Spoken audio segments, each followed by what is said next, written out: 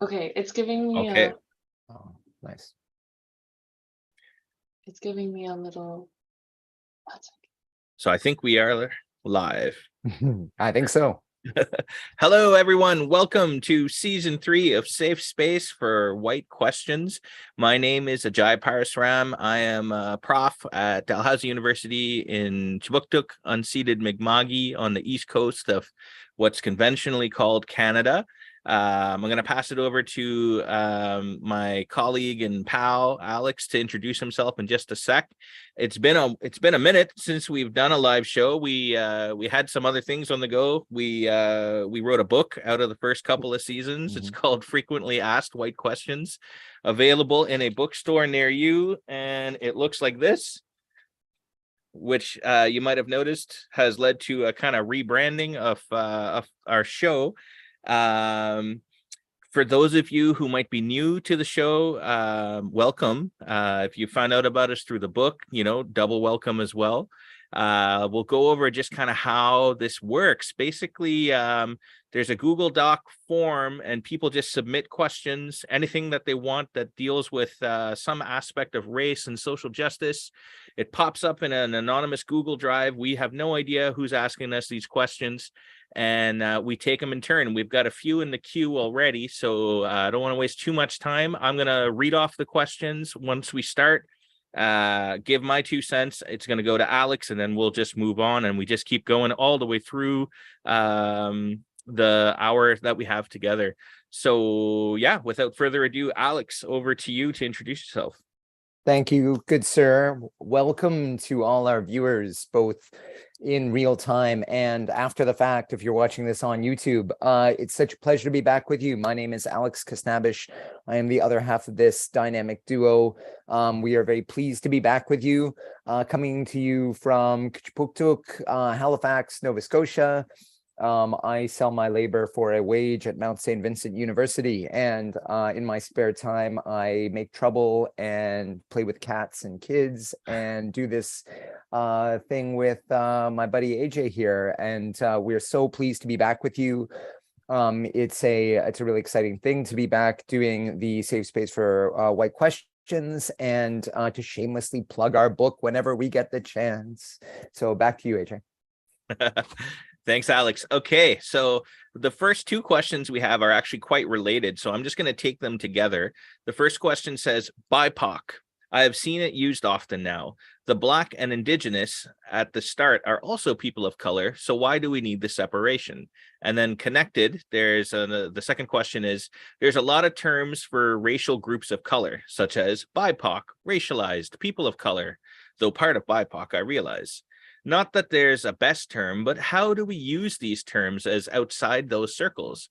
Asking people what they prefer is the best way to go, but in general, how to address groups respectfully and sensitively. So thank you for the 2 people who submitted these questions. It's a really good question. I oftentimes find myself confused too about, what the appropriate term might be to refer to whole groups.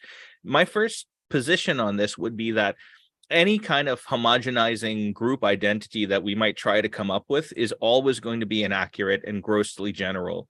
And when you think about it, whether it's BIPOC or whether it's racialized, the common denominator underscoring all of these identities is actually its lack of whiteness or its non-whiteness. So what it does is it centers the idea that whiteness is actually still at the core in the denominator of the fraction, if to stick with the math metaphor. So because whiteness is really the only unifying concept across this, what it draws our attention to is the significance of structural white supremacy in terms of framing even how non-white people come to know themselves and identify across one another. It speaks to the fact that the commonality across our various experiences is grounded in our relationship to that whiteness, imagined though it may be.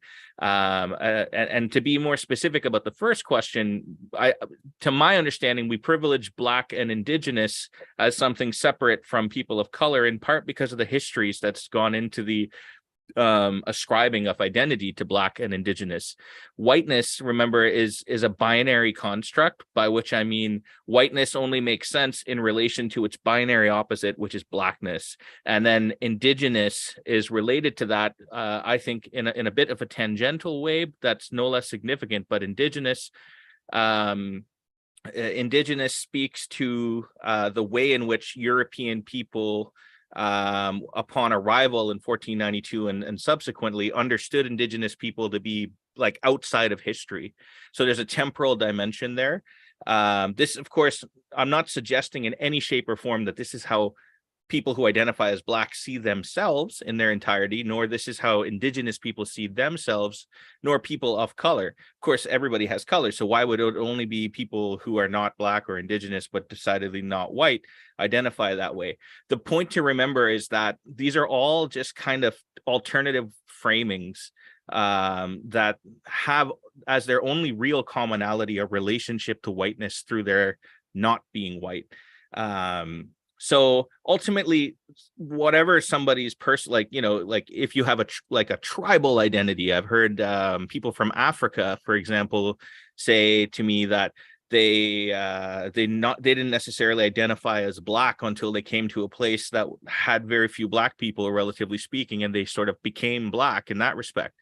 Completely alternatively, people who grew up in the diaspora have kind of always understood themselves maybe as Black or as a person of color, because that's been the kind of contours of their identity. I don't think that you can really go wrong as long as you're not using the general term to kind of subsume differences across different identities. I'll pass it to you, Alex. Yes, a very good question and a great answer. I don't really have that much to add to it. I guess I would just say that I think Ajay is hitting the nail on the head here with respect to the the specification of Black and Indigenous, especially in our part of the world in this moment in time, because both those groups of people were sort of articulated or positioned very particularly in relation to the project of white settler colonialism here, especially, right? So it's not to say other groups haven't been subject to racism, obviously, that's ridiculous, because of course they have, or that other people aren't racialized. But it is to suggest, I think, that those histories are specific and perhaps extra important in this part of the world, given the weight of the historical, economic, political architecture that's been built up around those identities, right? I actually, I'll just go on the record as saying I don't like BIPOC. I'm not saying I don't like BIPOC people. I don't use BIPOC as a term very much, precisely because I think, for me, I'm an old guy and I have a hard time keeping my acronyms straight. I'm just going to be honest about that. So I prefer racialized. That's what I like to use, because I often refer to myself as that too. I'm an ambiguously racialized person, right? It makes sense to me. I know we have friends who are racialized people who don't like that term, who reject it as they think it's it misses important things. So there are a lot of very good debates, as Ajay has already said, around this. There isn't one right term. I think absolutely being sensitive about it, not using it sort of willy-nilly, especially in public discourse, but also just remembering that at the end of the day, it's all about the lived experience. So, if you're talking to people who are Trinidadian, then, try and respect that background. If you're talking to people like my father, when he was alive, he was Blacker than any so-called Black person here, but originally from India, he wouldn't want to be subsumed in that. He would have wanted to be treated with that specificity. Just like my mom doesn't like being called a generically white person, actually, because she's proud of being from Latvia. So, in the materiality of people's lives, we respect the specificity. But I think, when you're wrestling with these concepts and trying to make sense of the world, all those terms, they give you a purchase on it. Back to you, AJ. Thanks for that. The next question in the queue is, how do you avoid getting into oppression Olympics when any discussions of intersectionality come up? I find in a lot of the leftist, activist, and even academic spaces I'm in, it becomes a contest of who is the most oppressed. And then if you disagree with the most oppressed person, you are coded as a terrible person, and it detracts from any of the real work we are trying to do. Thanks for that question. It's a really earnest and important question, and I think one that anybody who's kind of been in any of these spaces can empathize with. There's a lot of things happening in that, right? In part, I think what's happening is that people who have been rendered to the margins of society for many generations are in some sense genuinely scrambling for influence over how to set an agenda, and through that it sometimes manifests as competition. It's not, I can't speak for every single individual, but people are speaking from places of deep intergenerational trauma often, right? So I think for folks who aren't necessarily coming from that intergenerational sense of trauma, there's two things that you can do that would be really helpful in situations like that. One is try not to participate or exacerbate the quote unquote oppression Olympics. So don't try and pit it up as, oh, well, this marginalized person said this, and that's a little bit different from what you're saying. So which one of the two is right? I think the first thing that you need to do is abandon your sense of there being a single right perspective, because people, even along all of the various intersections, even if you found somebody who had all the same intersectional lived experiences, they would still have a diversity of opinion over what the agenda ought to be. So related to these concepts of that we talked about earlier about BIPOC and different terms, there's always going to be diversity there. The second thing I wanted to say about this is this idea of detraction from the real work we're going to do.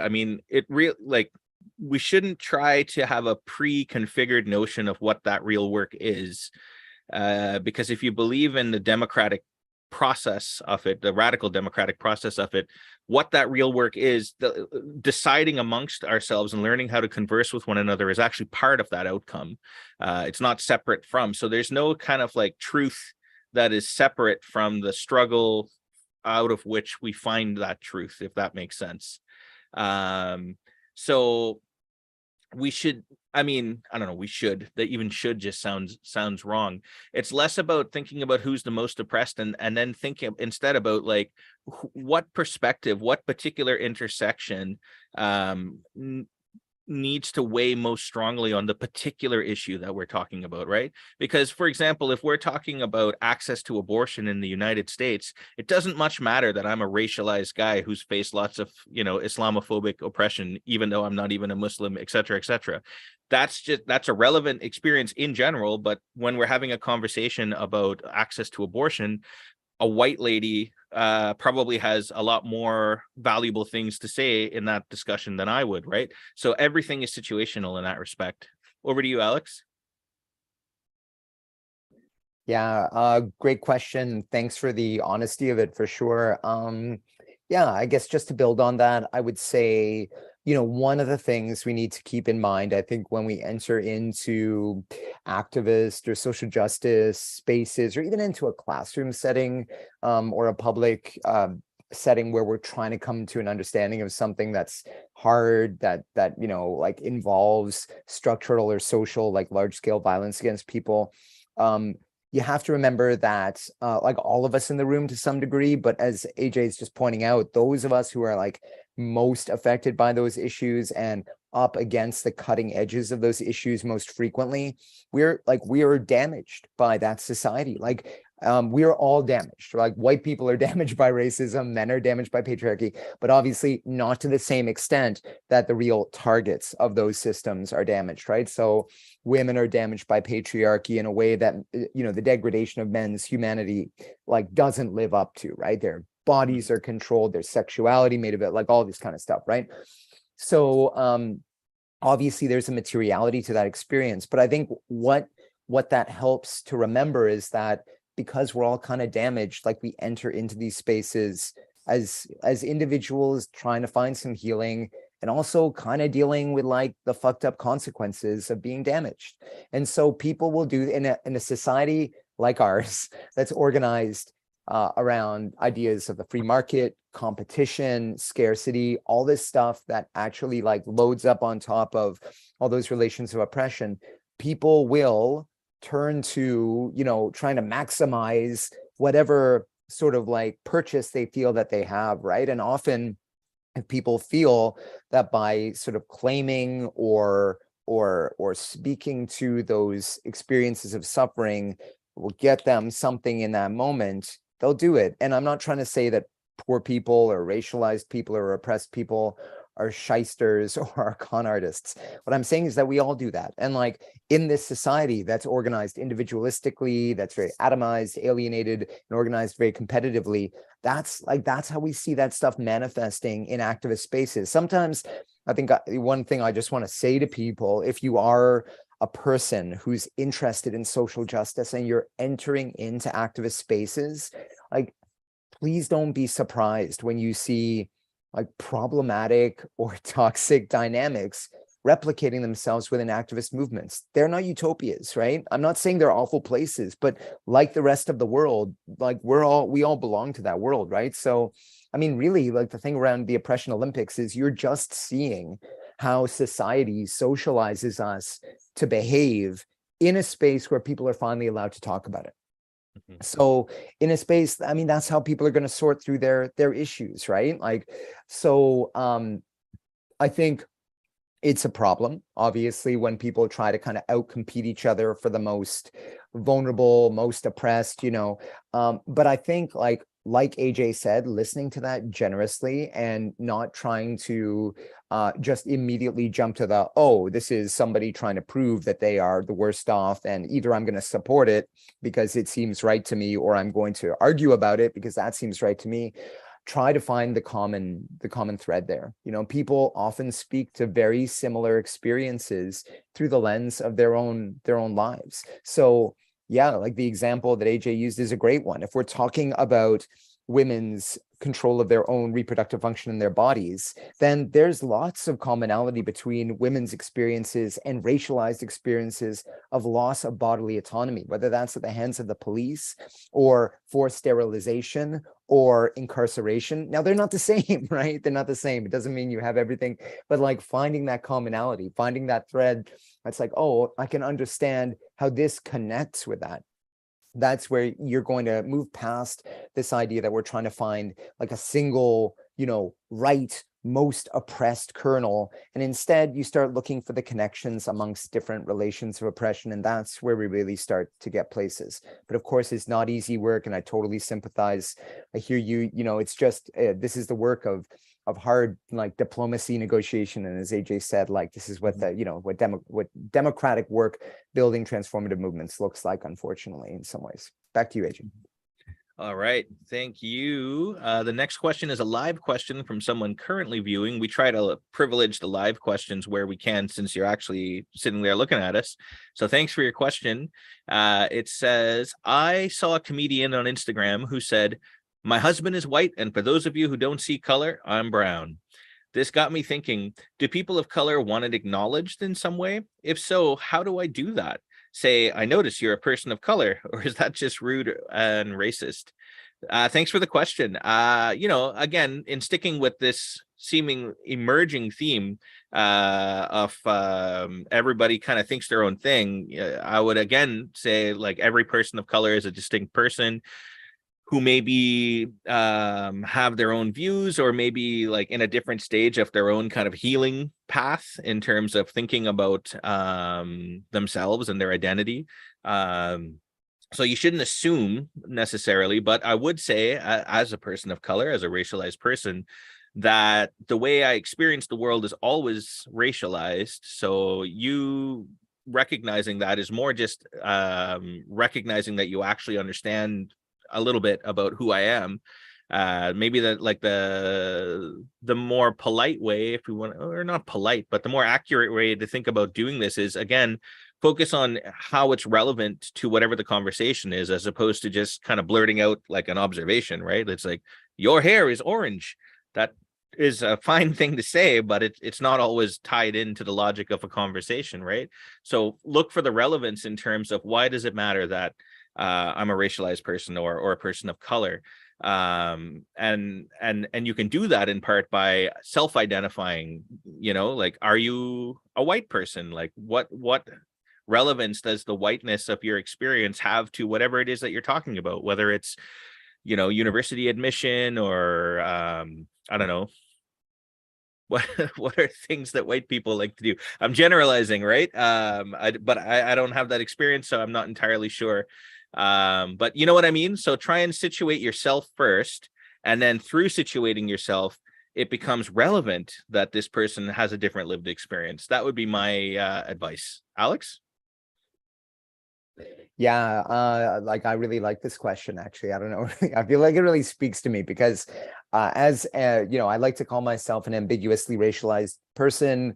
Like I was raised in many ways in Canada according to like what I like to call sort of white settler colonial cultural coordinates, but because of the melanin content of my skin, my background, my last name, always clearly marked as something a little bit different. So I get these kinds of questions frequently, depending upon the time of year. And some, like especially my white friends, seem to think it's funny. And I want to say I largely agree when they're like, oh, like you're browning up, right? The sun's coming up and you're tanning up, and like, what are you again? And they'll say it like that, right?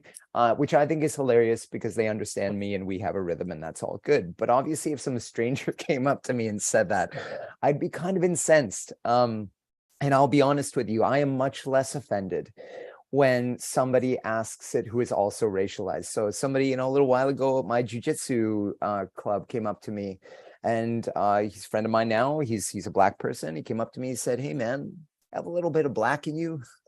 He just said it like that. He was curious, right? And I was not offended at all. It started a conversation about our backgrounds, and because the gym, like most places in Halifax, is a really white dominated space, we were making connections with each other, and that was like cool and legit. But yeah, I think like it's hard to think about sometimes, I think, when you are looking at this from the center, right? And this like AJ started our session off today talking about, when whiteness is sort of the invisible center, and you basically can't even think realistically of getting a question like that. Like nobody's going to come up to you and be like, are you white? Are you white? Like the hypothetical in your head is too out of reach to make it meaningful. So you're like, I wouldn't be offended if somebody asked who I was. Well, of course you wouldn't, because you live in a world where that is completely invisibilized, where it's never been used as a weapon against you, where your humanity, your dignity, your bodily autonomy has never been called into question as a result of that. So yeah, like I think asking people kind of randomly about their so-called racial identity, and I say so-called because race is it's a nonsense concept biologically, but deeply meaningful socially. Yeah, that's a bit of a like ham-fisted way to go about it, right? Like, I don't know, like think about asking anybody, like, oh, how good is your eyesight? Or like, which foot is bigger than the other? Or is your earwax wet or dry? Like, I don't know, like any other kind of characteristic of them. And you can, I think, hear how weird that sounds. So the question I guess I would ask is, why focus so much too on the character of their socialized and racialized identity, right? If it's significant in that moment, if you're like at a newcomers meeting and you're like doing work for like an immigrant welcoming volunteer group, then shit, that's probably relevant. You can talk about that. If you're in a business meeting, if you're at work or something and you're just standing around the water cooler, then maybe that's not the place to launch into an inquiry about people's racialized background, unless that's something that they're inviting and talking about their histories. It's super important to treat people like humans, and most humans just want to be like treated in their specificity and not reduced to one aspect of their identity. Back to you, AJ. Right on. We are making great progress today. Can you tell we missed you? The next question is also a live question. Wondering about cultural appropriation when buying clothing and other items. I obviously would not wear something that is ceremonial, but I'm often drawn to patterns that could be misinterpreted as me trying to appropriate culture. Think very obviously African or indigenous patterns. They're generally being sold or made by people of their respective cultures. I'd love to support these businesses, but I'm not sure if I should be wearing these styles. What are your thoughts? Thanks for creating the space. It's something I've wondered for a long time. So thanks for that question. It's actually one that comes up fairly common with us, and we wrote a whole chapter about it in the book because there's just so much of different things to think about. But I'll in terms of thinking about it, I would say, if the clothing or the item is produced by a person from that culture and they're offering it for sale, they obviously want to share it in some capacity, that it's not coerced. There's a lot of reasons that people are proud of their traditional aesthetics. And it's certainly, like Alex and I both tend to wear clothing of the nature that you described, particularly from like our favorite indigenous clothing brands and whatnot. So I don't think that it's inherently problematic. And some of this is related to history, right? Like the example that we use in the book is that, India used to clothe the majority of the world until the early 1700s. And then the processes of colonization basically deindustrialized India to move clothing manufacturing to ports in the UK. So Indian garments, Indian patterns, Indian styles like that becoming popular again, I think is a good thing by and large. It really depends on how you want to wear this and what kind of work you're prepared to do to prepare yourself to wear them. Like do a little bit of research, into the style. You'll probably find that it's actually an enormously interesting history. There's usually very good reasons why some styles and patterns developed and others might not have, or why some are particular to one part of the, like Haida art is a good example. It's so enormously popular. It's beautiful. I mean, I think most indigenous art is beautiful, but there's something especially, it seems to be globally striking about the colors and designs of Haida art that make it particularly visual. So yeah, do a little bit of work to figure out what the histories are, and make sure you're buying it responsibly, because there's a lot of places that just pretend to be indigenous or pretend to be coming from an African aesthetic, and it's super easy to trick people, right? And that's no shame unto you. It's trick, like, with Instagram and all this other stuff, people can present themselves in a number of different ways. So that's why it's better if you understand a little bit about where the art practice comes from. You can feel confident about wearing it. And I think that you should be able to be confident about wearing it. And if you can't be confident about wearing it, maybe it's not for you. Doesn't mean that you can't still support the artists though, like maybe that takes the form of buying it for somebody else, somebody who can confidently wear it, or supporting the artists and garment manufacturers in some other way. I think that artistic resurgence is an absolutely essential part of the long process of decolonization. And it's such an important part to communities' ability to represent themselves as they see fit. So I definitely would not discourage you from engaging in this kind of activity, but the differences between appropriation and appreciation is oftentimes like in the details of the work that you're willing to do to make sure that what you're engaging in is authentic. Alex? Yeah, I was just about, you took the words right out of my mouth, AJ, about the devil's all in the details there. I think that's absolutely true. And, just really to expand on the points that AJ was making, it's sort of a weird and like it comes from a good place. But if you think about, approaching a commodity that has been produced by a person who is racialized and wondering about whether you can purchase it, it's sort of a weird form of essentialism and exoticization almost. You wouldn't ask that question if you went to a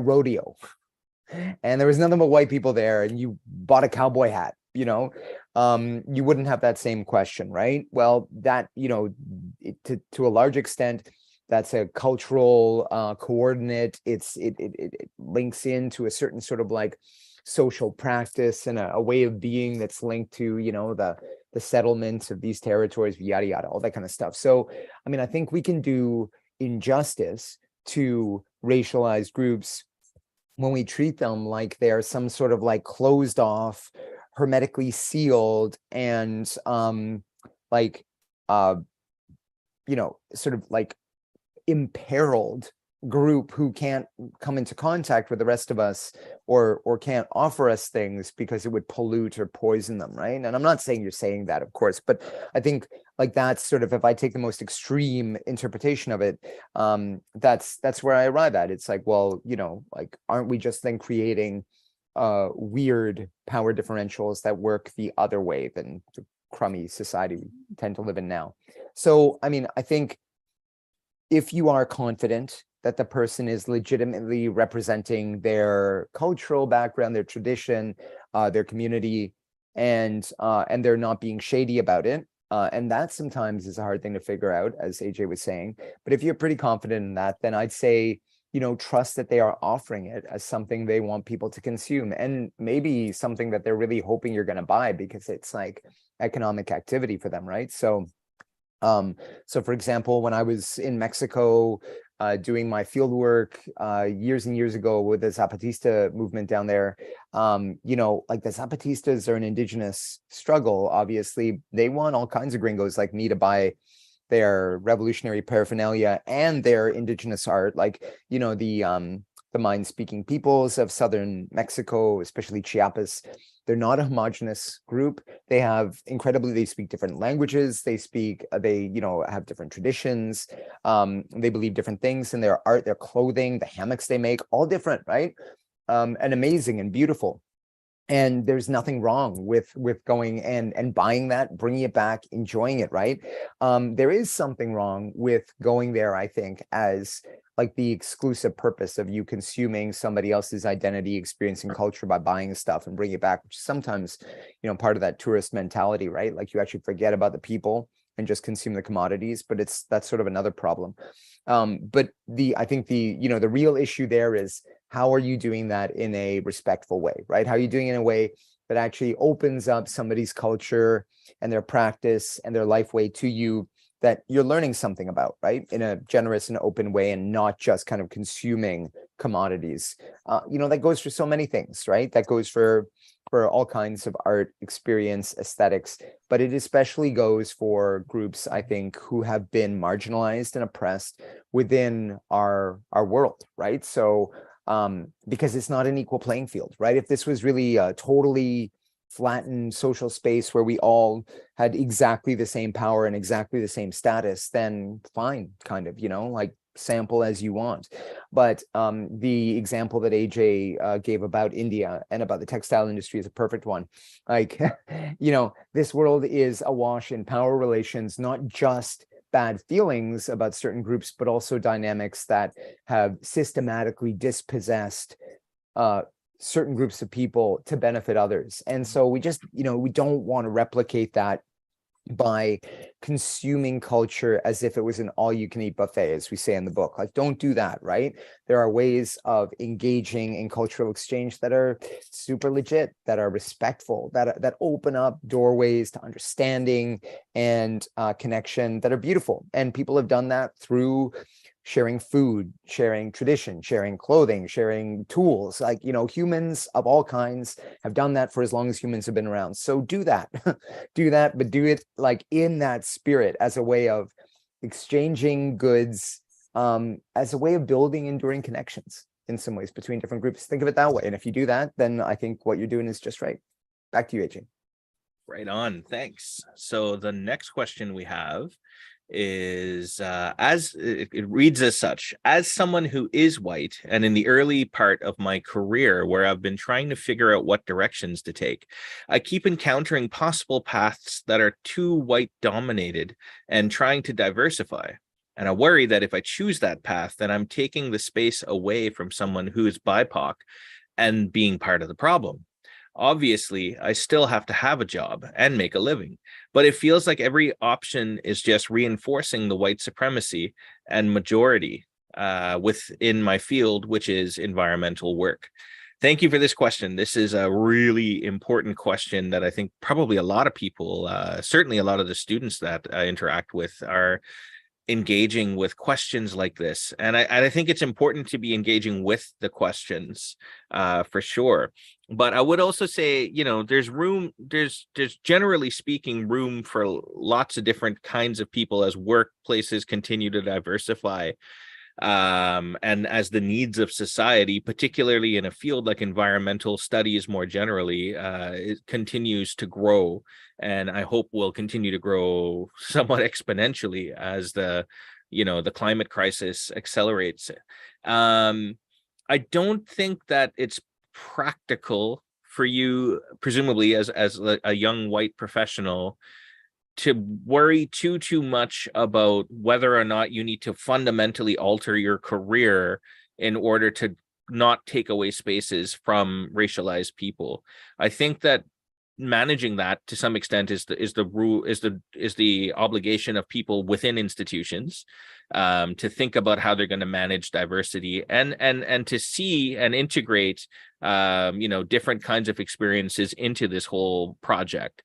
We described the last 400 or 500 years of human history as like the world's biggest affirmative action project for mediocre white men in the book. And it's kind of a tongue-in-cheek way of looking at it, but what that gets at is the fact that generally speaking, the reason why white men in particular, straight white men are overrepresented in the most powerful aspects of society is because of the fact that they've been systematically and subtly privileged over others.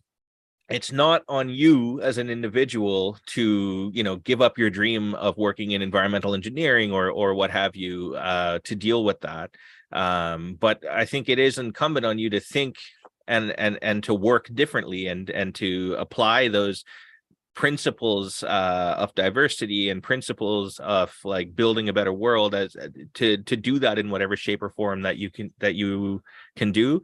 I guess like I don't know if this is like a very good answer for you, but I just think that you do have to make a living. Everybody has to make a living under capitalism, and maybe maybe if there are other fields that you feel that you are equally passionate in, where maybe white people are maybe not as well represented in, maybe consider that if that's something that interests you. But the issues at stake here, I think, are bigger and deeply structural, and it's not like what one or two people choose to do is not ultimately going to change that. These systematic changes need to be made at higher levels, higher pay grades than an entry-level position. Alex? Yeah, I mean, really well said, AJ, for sure. Like, I don't know. I mean, I just like, for me, the point that you just made that really deserves, I think, repeating, is that it's just, like, it's not something that's achievable at the level of individual intervention. So you can give up your dream and you can go feel good about that, like you've made a noble sacrifice. And what happens if a racialized person doesn't get to fill that, right? Like, you've just given up your position and then it just went to another white person, or they just downsized it and got rid of it, or maybe they couldn't fill it, and so that important project that you were working on doesn't get done. It just isn't the answer to imagine this being like, none of these problems are solvable at the level of the individual. That doesn't mean as individuals we don't have responsibility to organize collectively and to think about social transformation. But it does mean, and I think to some extent it should take the heat off of people, that social justice does not hinge on your individual life choices for the most part. So I'm going to offer a careful caveat around that. I do think there are some kinds of things that obviously like fall into that. Like, I wouldn't go work for a women's reproductive justice organization right now, for example. Like, not that it's inappropriate, but I figure I probably, like, I'm taking up space there, right? Like, I wouldn't go and try to be a prof in a African studies department or a women's studies department. I wouldn't try and offer courses in the queer minor that we have at Mount Saint Vincent University, not because I don't appreciate and love my queer friends and comrades, or think that queerness is rad and really just another part of, this great spectrum of human sexuality, but because that's just not my lived reality, and like, other people are better positioned, right? Like, So, but that isn't me sort of making some special sacrifice. It's really just acknowledging that, like I don't have something to offer equally in every space, right? So, I think you're asking great questions. Your heart's absolutely in the right place when you're thinking about these things. But yeah, like don't get tricked basically into the liberal dead end of believing that the world hinges on whether you buy fair trade coffee or Tim Hortons this morning. Like that's kind of the choice we're talking about making, right? Like, yes, maybe as AJ said, the stakes get higher, the higher up we go. So yeah, it's like it may be a bit tokenistic, but seeing more racialized represent. Like, I mean, I think the presidency of the United States of America is a problematic position for a variety of reasons, and I kind of don't want anybody to have it. But when Barack Obama won that, like I was super critical of that establishment in all kinds of ways, but I'm not going to lie. Like, at that moment, you're like, well, that's kind of like rad that a Black man just won this office. Like, that's, who knew the edge we were tipping over that was going to follow. But that aside, like I don't think that's insignificant. Okay, so I don't think that we should swing all the other way and just be like, oh well, it doesn't matter that white men are grossly overrepresented at every like level of social decision making. Of course it matters, but I think it doesn't matter at the level of individual choices like people are told it does. And I think rather than providing a good route for social action, that kind of sentiment actually just serves to make people feel bad and guilty, and really is very counterproductive. It just like that kind of shame, that feeling of shame ends up producing backlash against people who actually are not asking you to do those things. I've met very few, if any, people, racialized people who are struggling for justice who want white people to go away. Like that's not a thing.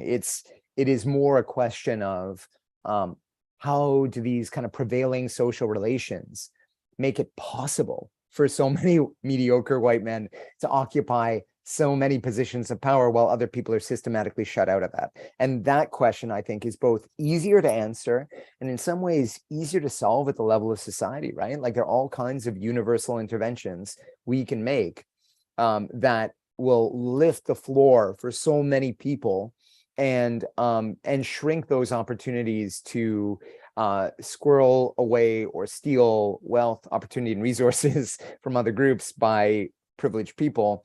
Then you won't have to worry about whether your individual ethical comportment is going to rescue or throw the world into the dumpster. You know what I mean? So yeah, keep your eyes on the bigger horizon, I guess I would just say, and hopefully keep enjoying your job. Back to you, AJ. All right. The next question we have is, it sounds like I'm going to interpret this question a little bit because the phrasing is a little confusing, but I think what the person is saying is they're setting up a situation that they hear often, and they're asking, how do we deal with the argument? So when arguing about the reasonable basis for Islamophobia, I've heard the argument that there aren't other religions that are producing terrorism. But of course, there are other religions that produce terrorism, such as Buddhism and Christianity. However, Islam does seem to produce extremism the most efficiently. How does one deal with that argument? So there's a lot in that question. And I think, we could probably talk about this for hours and hours. In fact, on my website, I have a whole hour-long lecture about Islamophobia. So you can check that out for a deeper dive if you're looking for that. What I'll say is that most terrorism actually is not about religion, has nothing to do with religion. Terrorism, almost by definition, if I'm thinking back to first year political science 101, terrorism is about the mobilization of violence to elicit a political reaction. So if we think about what the term actually means, as opposed to the crazy way that media in the last 23 years in particular have presented terrorism, I think what you'll see is that it's actually it's a political strategy that's been used by people all over the world with different kind of normative dispositions. Alex mentioned the Zapatistas earlier. Like, to the Mexican government, the Zapatistas in 1994 would have seemed a lot like terrorists. So were they indigenous terrorists or were they freedom fighters? Similarly, right now, you know, like Kashmiri freedom fighters in Kashmir, that's recently been basically annexed by India after, you know, 70 odd years of having semi-autonomous status. New Delhi might understand them as Islamic terrorists, but from their vantage points, they're probably Kashmiris first, who might happen to be, you know, Muslim people. And we can apply this all over to all different aspects to terrorism. Like, and now let's consider just briefly then the racialization of terror, which I think is really important to the last 20 years in particular.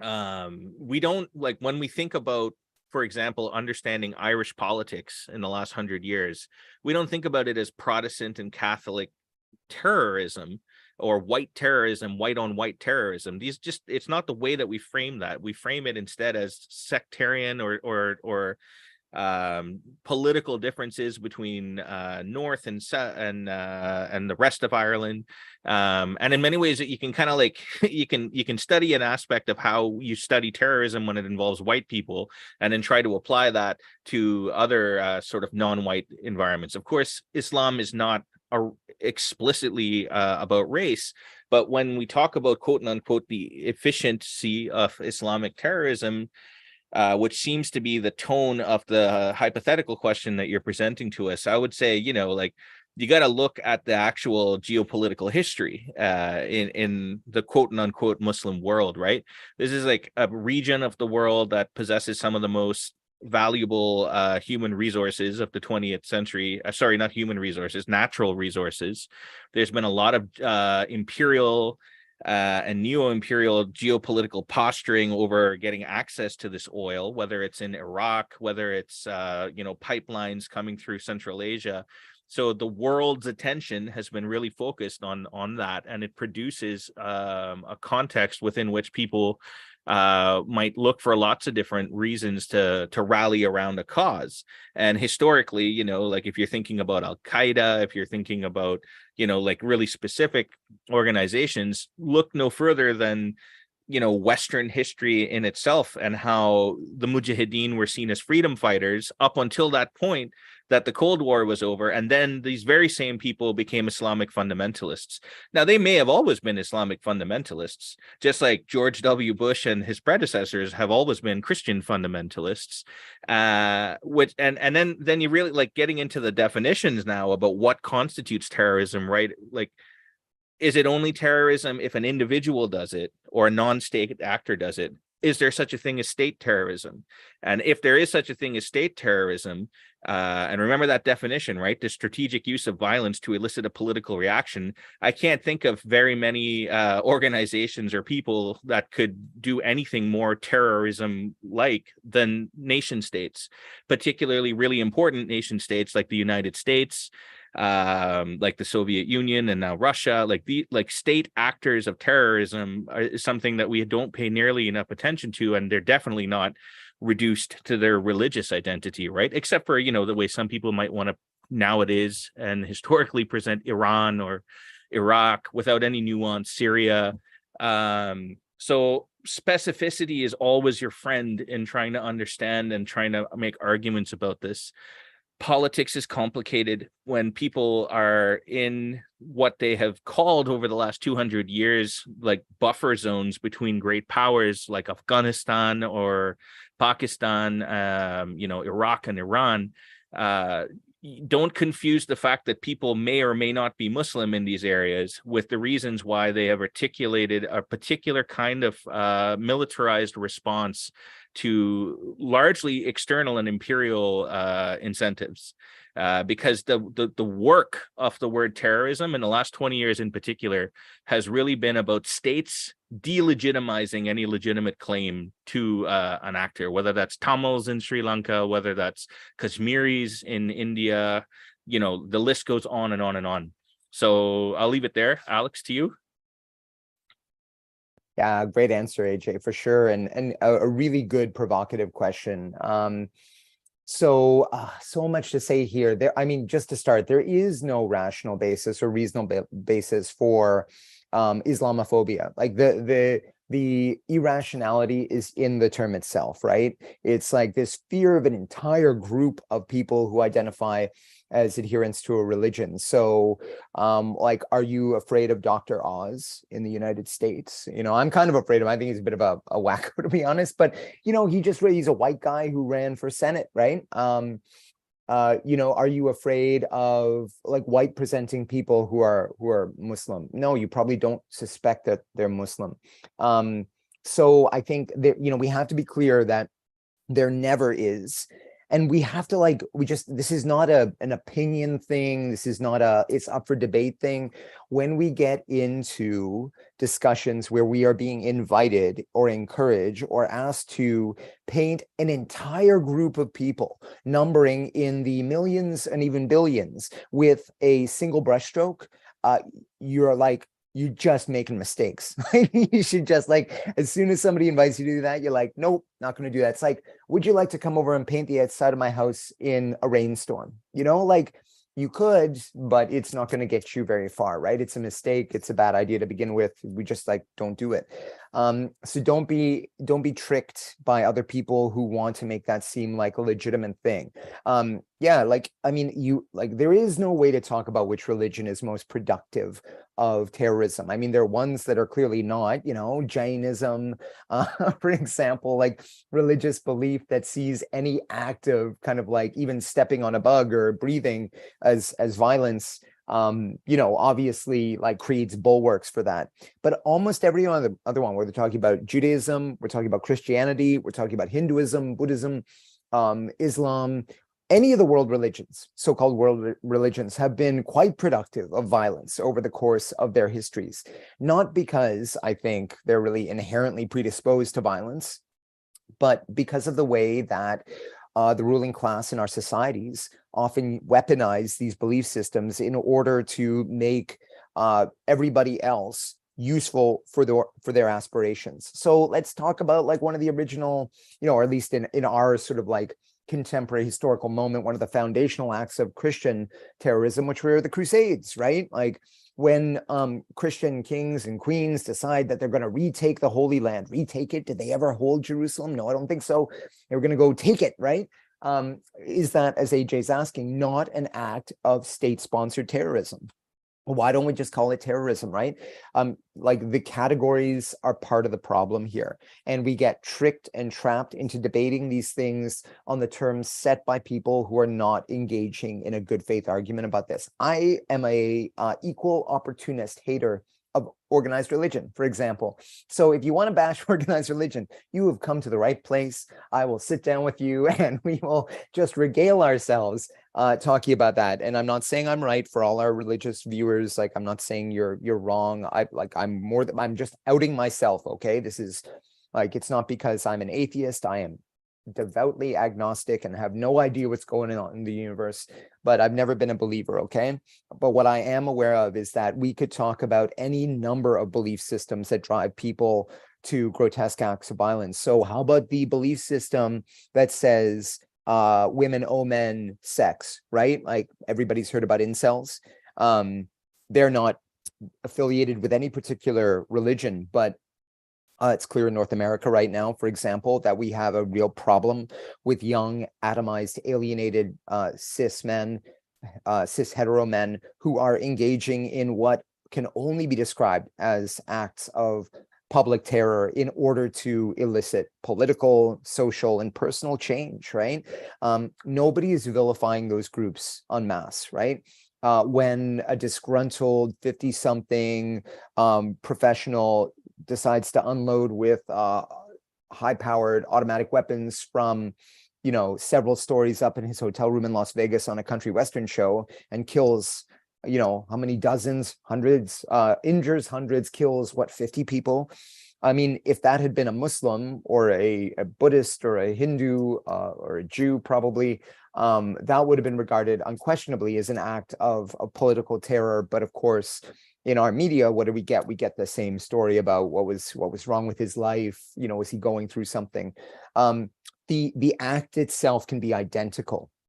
The difference is the framing applied to it, right? So something's considered terrorism, something's not, as AJ's pointed out, like that has to do with the political economy of the situation we're grappling with, right? So just demand that focus is what I would say. There's so much more we could say about this. I would say don't get tricked into these clash of civilization debates. Those debates came out of a moment when the imperial center was looking for ethical justifications to engage in an invasion of the Middle East. Has Islam ever been secular and rational? Of course. Look at Iran in the 1970s. Like, where did Iranian democracy go? Well, ask the CIA. You know, like, for real. Like, what happened to Afghanistan? Wasn't it, well, ask the Soviets and ask the Americans, right? Like, what happened to Iraq? Again, ask the Americans. Like, there are real reasons behind the incredible, fundamentalist backlash we've seen, and why people who have found themselves at the wrong end of imperialist guns and weapons would turn to extreme beliefs in order to try and push back against those things. That's not a justification. I would never justify public acts of terror. Like, I don't agree with them. I don't support them. I don't think they are politically justifiable. But I also think we live in an incredibly complicated world where, right now, Russia's dropping bombs on Ukrainian civilians. How is that not terror?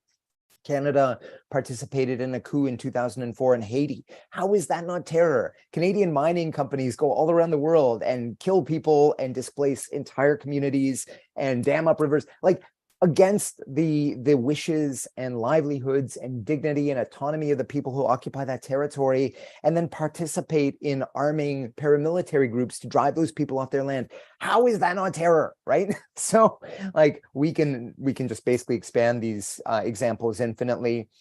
The term is problematic. We should be looking for better solutions to the political crises of our times, and not getting into debates about when blowing up groups of people is cool and legit and when blowing them up is not. I mean, that's what we're talking about, right? It's okay when I drop my cruise missile because Raytheon made it, or my knife missile. It's cool. Or killing kids at a distance by drones. It couldn't possibly be terrorism. Versus me strapping a bomb to myself and blowing myself up in public. That's clearly terrorism. That's obviously nonsensical. We should never be fooled into that moral quagmire. Anyway, back to you, AJ.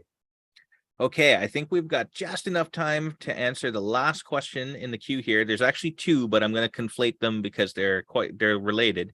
So, and then after I've given my answer, Alex will give his, and then he'll close us out. So since capitalism does not work, and we're afraid of communism and socialism, and totalitarianism is no bueno, no good, I think. What do we as a society do?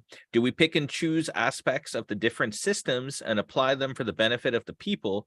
Or do we play Russian roulette and hope for the best in terms of what sticks? And then somewhat relatedly, won't international conflict crush the reality of collective liberation? Because states will never agree in our geopolitical world. So big questions to round us out.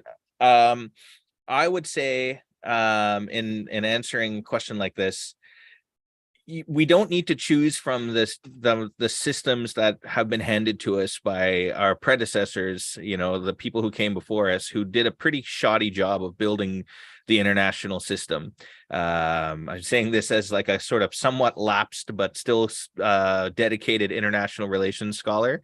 The geopolitical world that we live in right now is really a product of the 19th century. It's not that old. So we should not limit ourselves to those options alone. Capitalism and socialism are actually not as far apart as they are oftentimes presented. At the core of it remains this kind of Eurocentric ontological view, by which I just mean the starting assumptions are deeply grounded in Eurocentric starting points. And there's lots of alternatives that have always existed all over the world, that teach us different things like relationality, about how to relate to one another, to things that are not just human, etc., etc. So my answer to this is don't play Russian roulette with socialism and capitalism, and obviously totalitarianism is just universally bad. But look to the ways that have sustained our world in good ways all over the world, and build from these aspects. There's a quote in a song called R.E.D.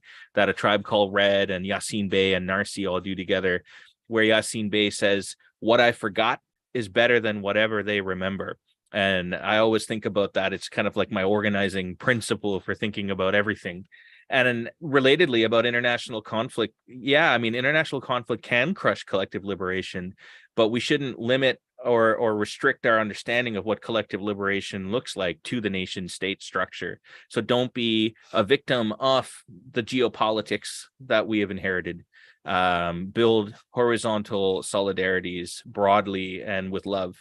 And I know it seems in this moment that war is kind of like upon us again, but I would remind you, I don't know if this is going to make you feel better, war has always been upon us. It's just that right now war is happening in Europe, and therefore the rest of the world has to pay attention to that. But war has been happening across like Africa and Asia, South America. War has been happening in Canada for a very long time now. So the absence of war and conflict is not the realization of collective liberation either. It has to be something deeper than that. So, Alex? Yes, thanks for tossing this one out to us as the last question. Great one to finish with. Big question. Yeah, I mean, I guess to the first point, really doubling down on what AJ said. Yeah, don't get caught in false dichotomies.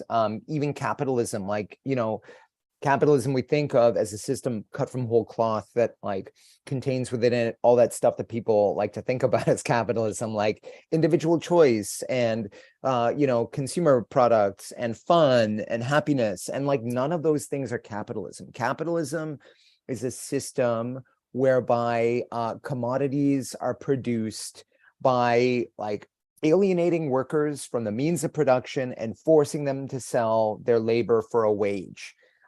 Those commodities are then taken, not by the people who made them, but by the people who own the means of production and sold for a profit on the market. So that's what capitalism is.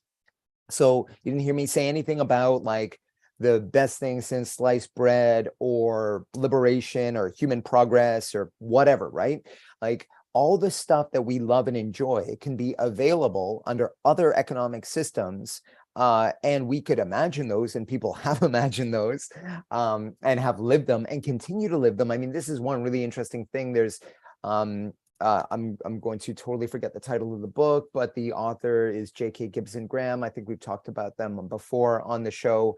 And basically, like, their argument is that like what capitalism does is it just exists kind of parasitically on top of all those awesome human and non-human relations that make up the world, that give us the things that we love. So people before capitalism were making beautiful things. They were making beautiful furniture. They were producing great art. They were producing things that they could love and enjoy. They're producing things they could drink and eat that they, enjoyed at holidays and feast times. Like all of that stuff happened. Obviously, that was before industrialization, so the production was different. But even since then, we have all kinds of examples.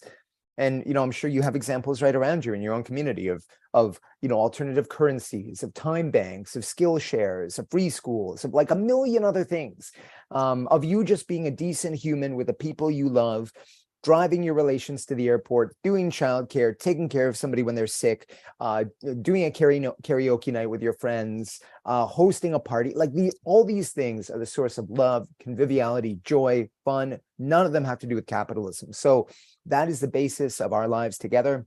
We just need to remember that. Now, capitalism it steals that from us. It steals that from us by forcing us to sell our labor for a wage, by making us insecure, by preying upon us, by making us structurally precarious, all these kinds of things. Those dynamics are what we have to struggle against and what we can identify and change. So like, again, so much to talk about, but I'm going to that first question, I'm going to leave there. I just want to talk to the collective liberation piece really quickly.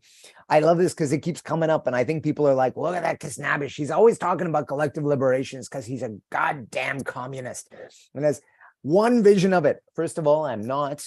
I'm a crusty old anarchist, and I take issue with anybody who wants to suggest that I'm trying to create a new international. So collective liberation is not some Stalinist conspiracy, people. Collective liberation is this awesome term that I like to use, and I've borrowed from many people using it before. Our comrade, friend, fellow traveler, Chris Dixon uses it. Comes out of like struggles for like, women of color feminism, indigenous solidarity struggles and sovereignty struggles. Anyway, all like this idea of collective liberation is that we are not helping the poor, oppressed people. If in our struggles for justice and liberation and freedom and democracy, we are winning as we make ourselves all freer. So as I let go of the relations of oppression that I sustain in my own existence as a male in the society, as a middle-class person, as, all this sort of stuff, I don't just do other people favors. I become freer, right? So we have to think of it that way. So yeah, absolutely. Like we can't do one without the other. Like you can imagine how nation states would try to clamp down on this, but nation states aren't some like giant homogenous whole, right? They're not just some like monster that comes down from the sky, scoops us up and rips us away. They're made up of people. They are bureaucracies and militaries, and they're made up of like representatives of the ruling class. And those people can be spoken to. They can be swayed and their power can be challenged.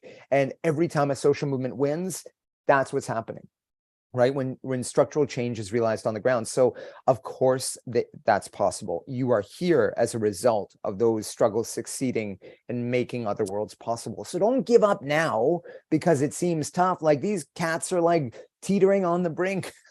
I like in some ways, I think, while it's dark right now, in so many ways, like we feel like it's an intense and kind of emergency laden time. There is also so much possibility right now. Like we are at the crux of a very particular, like a very important conjuncture, I think, in our world history, to be honest. And we have lots of routes open to us going forward. And it's incumbent upon us to pick the ones and to fight for them and build toward them that are going to make us all freer. So thanks for your questions, folks. Thanks so much for joining us. We have missed you, and it's lovely to be back with you in this format. Thanks so much to our friends at Fernwood for doing so much hard bottom lining work on this. Thanks to folks who are listening to this after the fact. I hope that on the YouTube playlist this continues to circulate. We are going to be back in 1 month's time at the end of March to be with you again. So don't forget about us. Check back in with us. Until then, if you really miss us, check out the playlist, and by all means, go pick up a copy of the book and give it to somebody who is looking for some direction in your life around questions of racial justice, social justice. We promise we tell lots of jokes in it, and that you might even find them funny, despite the fact that we're dads and we tell dad jokes all the time. So thanks again, folks. Awesome to be here. We will see you again 1 month's time.